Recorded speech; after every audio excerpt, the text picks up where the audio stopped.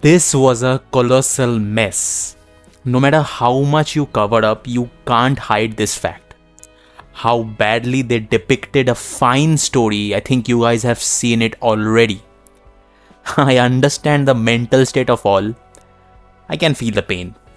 My condolences to you guys.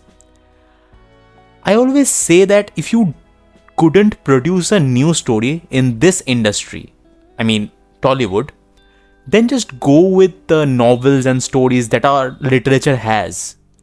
This is like a never-ending treasure in here. But now I'm skeptical of how badly the visions will affect the literature. Please stay away for the betterment if the outcome is like BHOG, directed by Parambrata Chatterjee. Look, I have immense respect for him as an actor, and I don't think he deserves any other fields, least as a professional. This just flabbergasted me how he approved these visuals or sound as a director.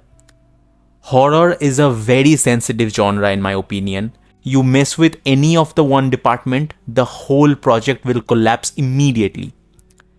And this is the pile of destruction. The silver lining the makers put while making a horror product, which can be psychological, atmospheric, or just a routine product of horror. While in this case, that central point is absolutely missing.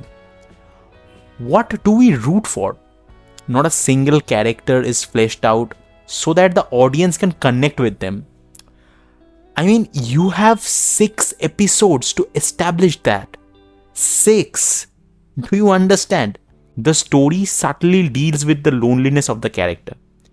That portion was absolutely missing in the hurried nature. And that equates to the zero hold in the narrative. This is so pacey that you barely stick to any emotions. The music is one of the important departments of any horror product. Let me showcase this without getting soft to the makers. If you don't know how to deal with the horror, don't throw the shit to the audience.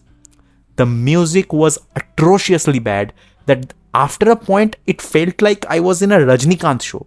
The demon was coming out in slow motion with the mixture of rock and Pujo themes. Are you serious with that? What kind of aesthetic sense was that? I'm deeply concerned with that. Not only spoiled, but also killed the essence of the element named horror. I'm not going to talk about the makeup department because एक किताब है, उसका नाम है Aesthetic Sense. I suddenly teleported to the early 90s with the CG work in here. That needs a certain level of confidence to serve that climax to the audience. Man, I truly need this. This is the hodgepodge of everything you will get to see. The massy demon in slow-mo, the casting,